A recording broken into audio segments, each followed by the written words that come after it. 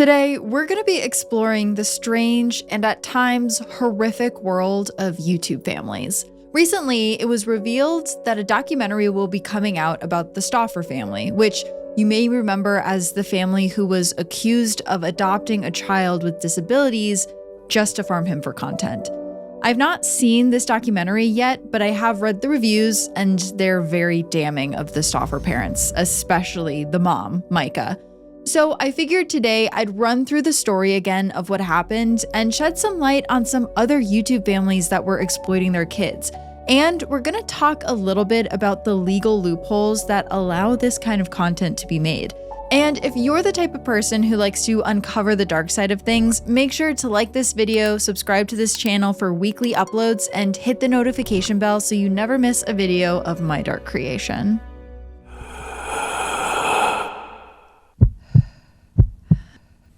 It's when your heart starts pounding.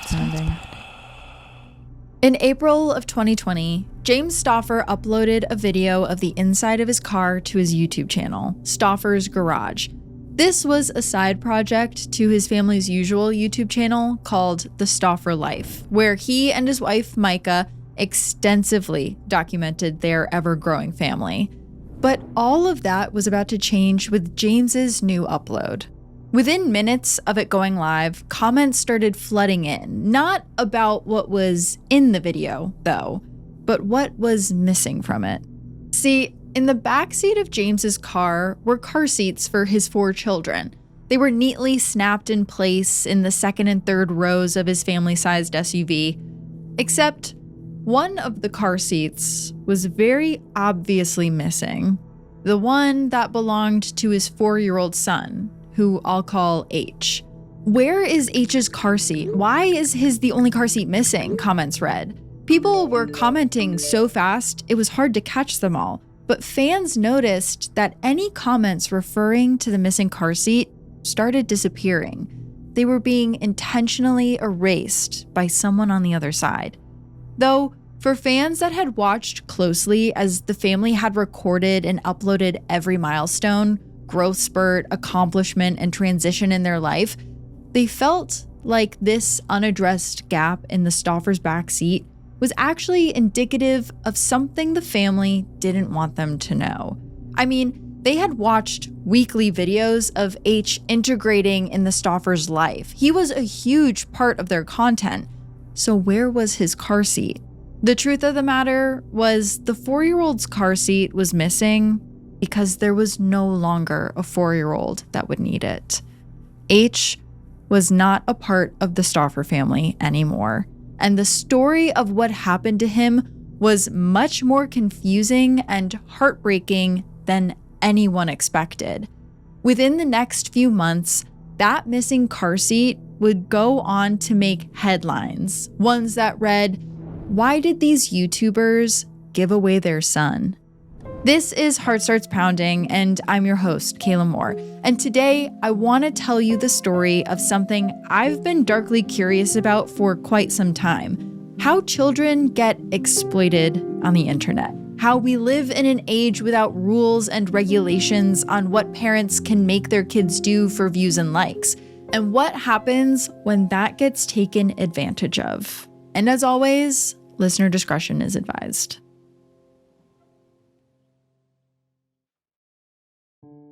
I feel like I've been bombarded with family influencers ever since I signed up for social media. It's usually a beautiful and, at least in my experience, shockingly blonde family doing some sort of choreographed dance or perfect lip sync to a trending audio. Mom and dad are usually making overly enthusiastic facial expressions, and behind them are their children, sometimes ones that look only days old, participating in the video. And whenever I get these videos, I'm always shocked at the view count. 5 million views, 10 million views, some over 25 million. This is wildly popular content, and as a result, it's wildly lucrative. It was once estimated that the LeBrant family YouTube page generated $15,000 a day. But recently, I've noticed that audiences are pushing back on this kind of content. People seem legitimately worried about the intentions of some of the parents putting their kids on the internet for all to see. There's no privacy for these children. And not to mention their work schedules. When parents upload videos of children doing 4 choreographed dances a day, does that leave any time in their schedule to just be kids? So, one of the highest profile cases in this arena, and one of the first big YouTube family scandals, is the case of the Stauffer family. There is a new documentary coming out about their scandal, and that's probably because their case feels more relevant today than it did when it happened back in 2020.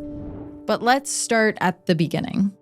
Micah Stauffer always wanted to be a YouTuber. When she met her husband James in 2012, she was 25 years old, working as a nurse in Ohio, and had recently started uploading videos to YouTube. Most of her original content was about mommy weight loss and cooking meals for her vegetarian 2-year-old, whom she had with a previous partner. It wasn't making a ton of money, but YouTube was helping her pay the bills.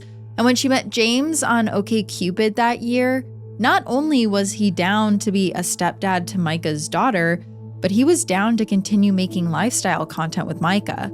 According to their now defunct website, thestaufferlife.com, Micah and James wrote this about their backstory. Quote, "Our family journey on YouTube all started back in late 2012, right before our second child was born.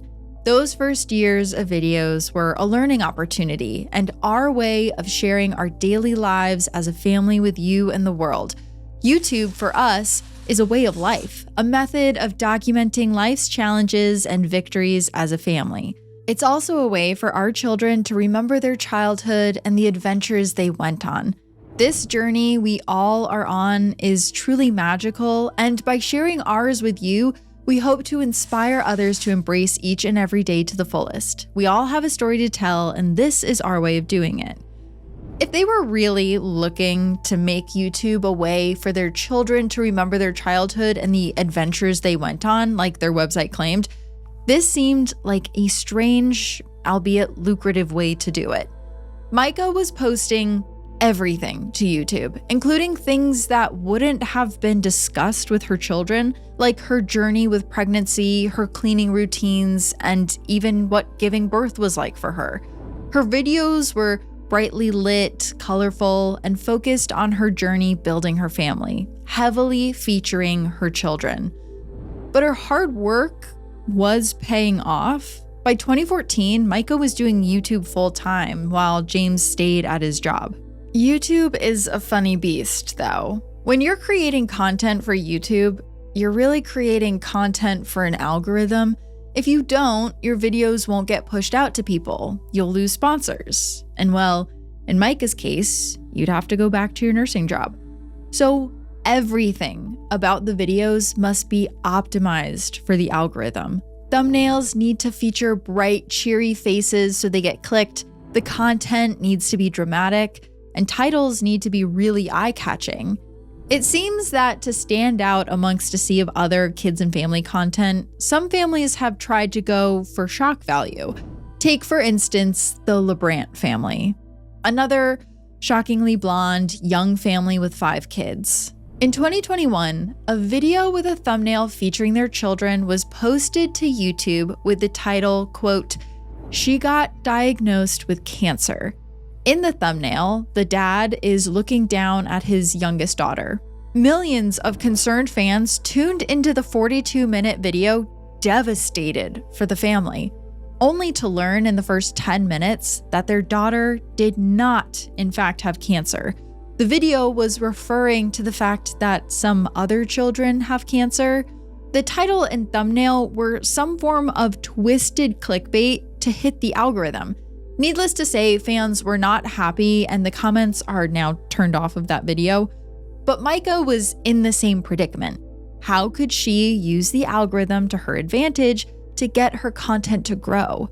Well, in the kids and family space, one thing the algorithm loves is family milestones. Most family YouTubers seem to get their biggest engagement when they're announcing something really big, like a pregnancy journey they're going to take their audience on, or in the LeBrant's case, when they make everyone think their child is being diagnosed with an illness. So on July 6, 2016, Micah announced a very big milestone that she would be documenting for her audience. Now, with 3 children in tow, she and James were looking at adding more to their family by means of adoption. In a video titled "Big Announcement," all caps 3 exclamation points dash baby number 4 Micah Stauffer, a title which seemed to be primed for search engine optimization, might I add, Micah and James sit on the couch holding a nearly naked infant and tell their audience they're going to be adopting a little boy from China. No, they hadn't officially started the process, but they wanted to share that they had, well, decided to start the process. Micah had always wanted to adopt after having 3 kids, she said, but she decided that it was necessary for her to adopt a child with special needs. And this became part of the Stauffer's content upload cycle. Videos of every single detail of their journey to adopt a young boy from China. In one video, Micah announces that she, quote, stumbled upon an adoption site that featured a boy who stole their heart.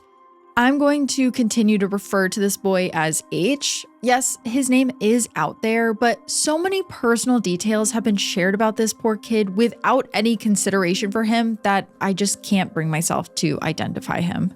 Micah explains in one video that she was told by the adoption agency that H had special needs. It was explained that he most likely had a small brain tumor, but that he would be completely functional and had the potential to live a fairly normal life. All in all, there were 27 videos about their adoption journey, including a specific 13-part series answering questions, sharing their emotions, and at times fundraising money for H's special needs without explicitly detailing how the donated money would be used.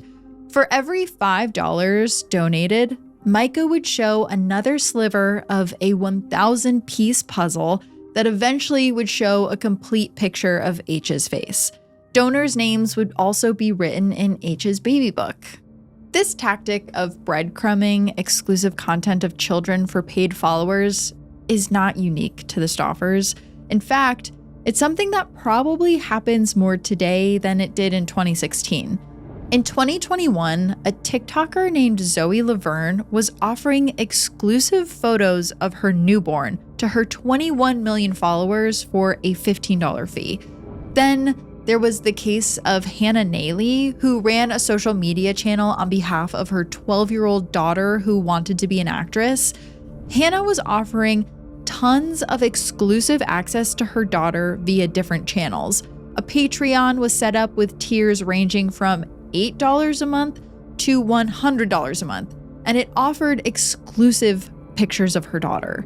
There also was a $125 gold VIP package that sold photos and videos of Hannah's daughter with another girl. The tier included, quote, 50 plus exclusive pics of us having a blast, and quote, 15 videos of dancing, swimming, and other fun activities. Mind you, there were no laws in California where that account was run to prevent her mother from doing that. So after the paid puzzle of H was confirmed, he started appearing in videos on the family's channel, with the Stauffer family channel's, quote, adoption day video garnering over 5 million views. I told you, YouTube loves big milestones. After this, 4-year-old H is a staple in videos for the family. He's brought into the fold just like the other children.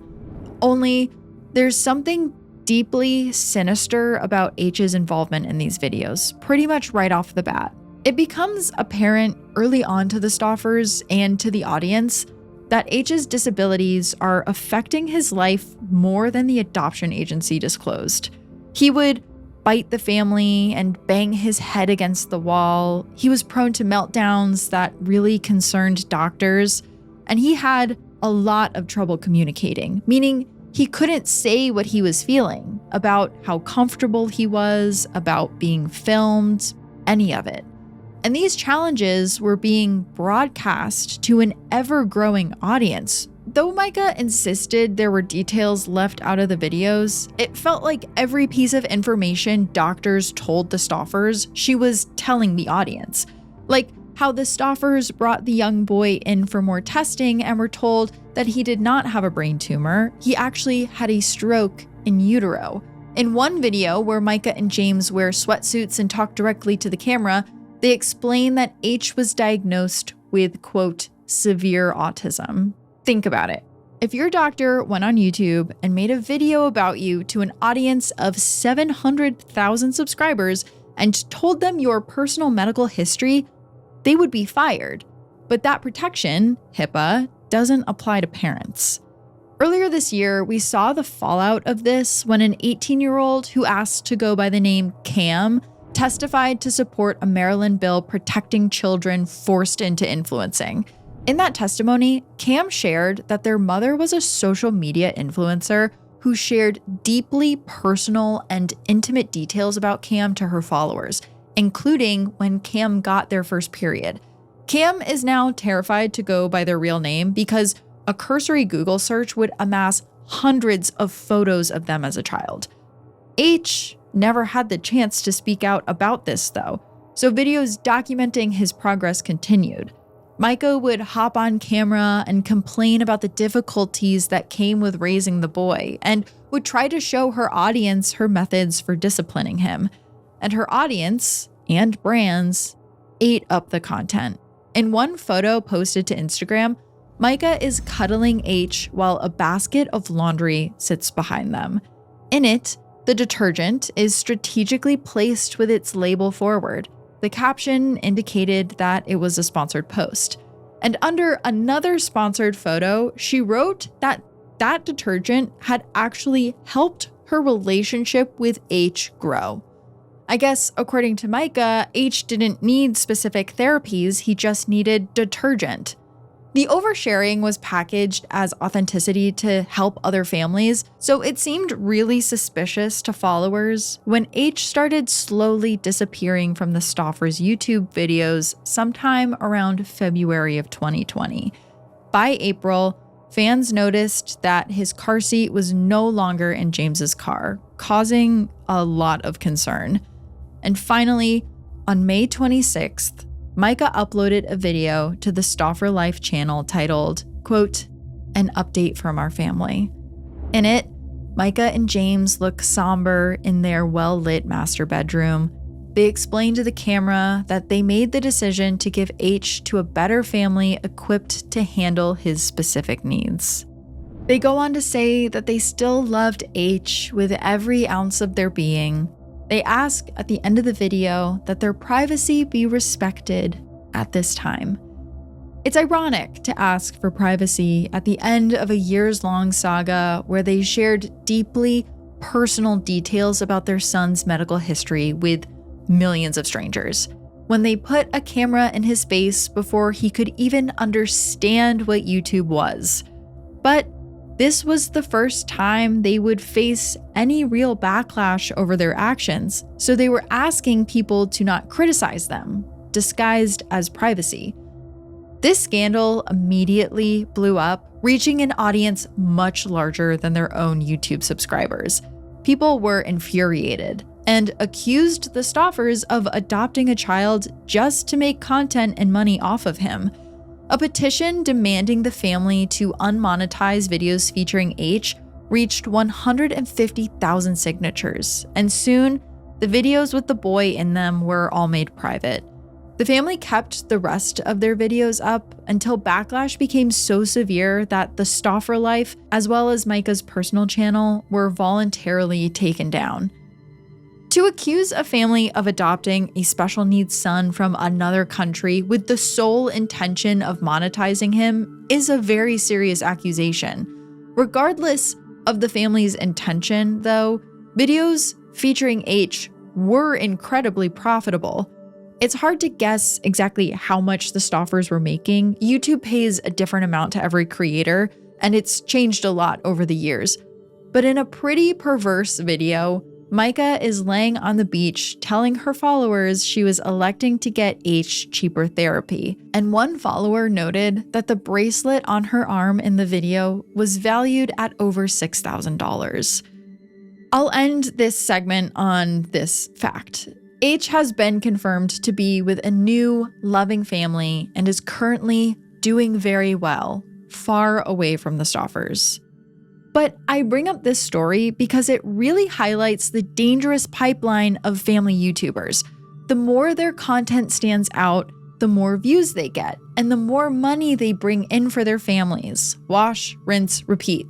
In the Stauffers' case, adopting a child and taking the audience on that journey really helped them stand out amongst their peers. But some channels chose other, more extreme methods to stand out.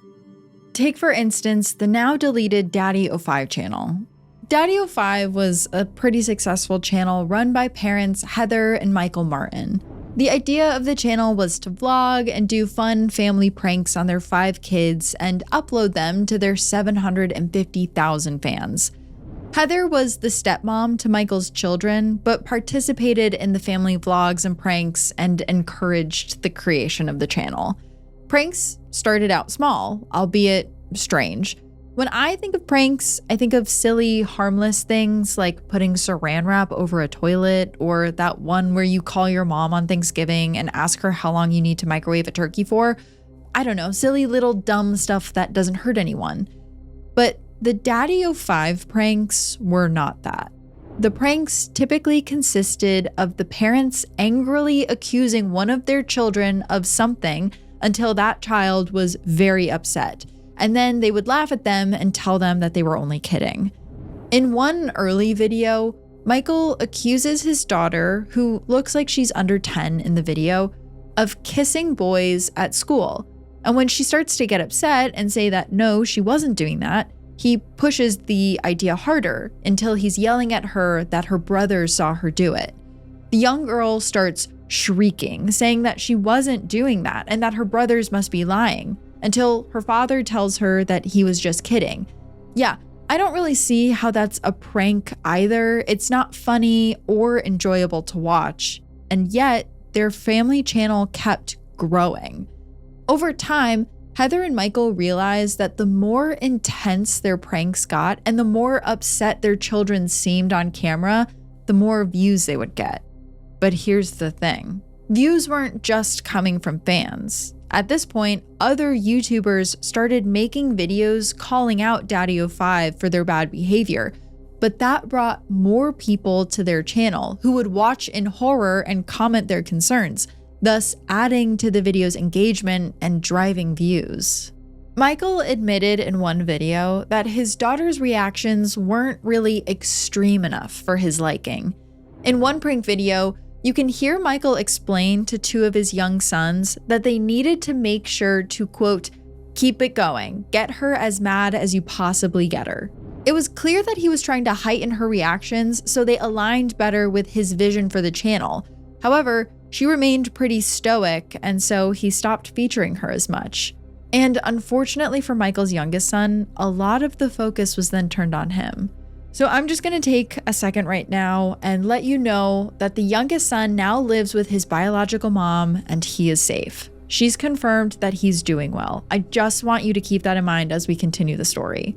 So the youngest child had been diagnosed with oppositional defiant disorder, which is described as, quote, a frequent and ongoing pattern of anger, irritability, arguing, and defiance towards parents and other authority figures. ODD also includes being spiteful and seeking revenge, a behavior called vindictiveness. The little boy was prone to intense and emotional breakdowns. He needed tools and resources to handle his emotions, but instead, his parents gave him a camera in his face. Michael seemed to love his son's outbursts. They were the exact emotional response he was looking for to his pranks. And by this time, other creators on YouTube were making even more videos calling out the behavior of DaddyOFive. It was no longer a secret that the channel was abusing their children for views. But this all crescendoed in a video called invisible ink prank epic meltdown. Yes, his son's behavioral disorder was used for SEO. Don't even get me started. In the video, Heather holds a small bottle of black ink, which is labeled as invisible ink, up to the camera, and says that she's going to prank Michael's youngest son with it.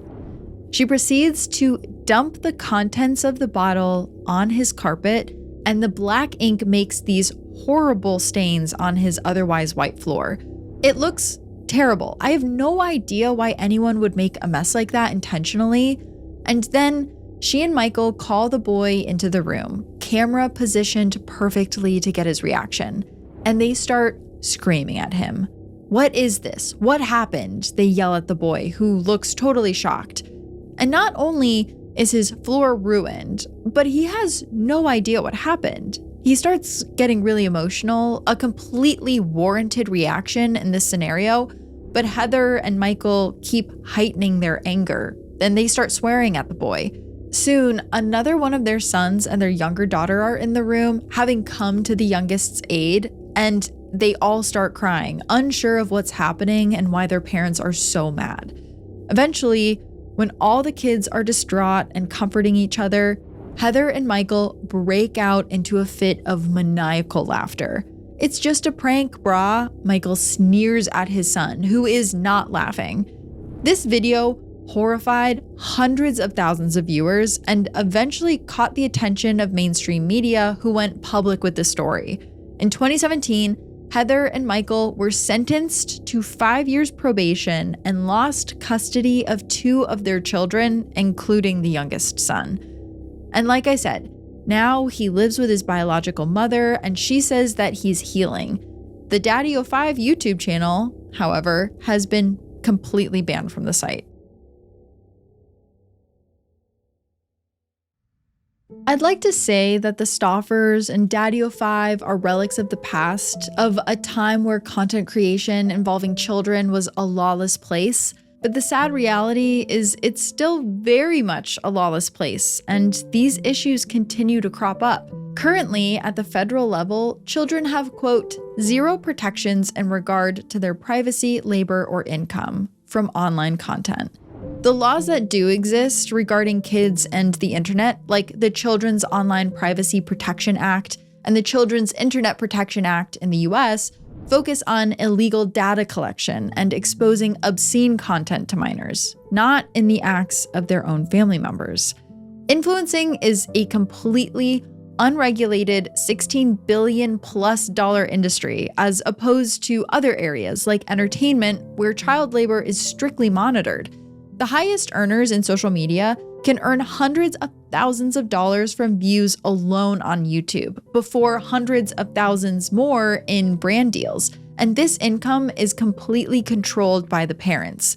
This is different from child actors, who are protected in some states by a thing called the Coogan Act. The bill strictly enforces the amount of hours that a child can work and school hours that have to be completed, which depends on their age. In California and New York, infants can only be on set for 2 hours and work for 20 minutes, while a 6 to 8-year-old can be on set for 8 hours and work for 4 hours when school is still in session and 6 hours when school is out. The Coogan Trust requires that 15% of a child actor's income needs to be put away in a blocked trust in their name that can't be accessed until they turn 18 years old. But the Coogan Act hasn't been updated to apply to YouTube. So families can make content with their children for unlimited hours and pocket all of the money for themselves. H, who was heavily featured in profitable YouTube videos, whose medical history was the subject of ad-sponsored videos, is not guaranteed any of the money from them, and he needs it the most. Because of the lack of regulations, I would say it's only a matter of time until we have another Stauffer or DaddyOFive situation on our hands. There's a lot of money to be made in the family content space, and I don't think people are just gonna leave it on the table. But we can be mindful of the content we consume. If something feels wrong, you can block creators. People only make money when we watch things, so use your best judgment there. And remember, everything is controlled by an algorithm, and when you watch and interact with it, it fuels it. But this is not to put the onus on us. We're not the ones doing this. Laws need to be put in place to make sure that this stops happening. But what do you guys think? Have you come across this kind of content that just feels wrong? Let me know in the comments or wherever you listen to this episode.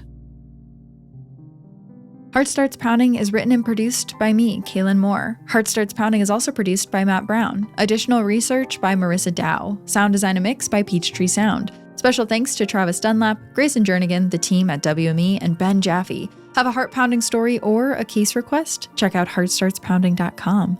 Until next time, stay curious. Ooh.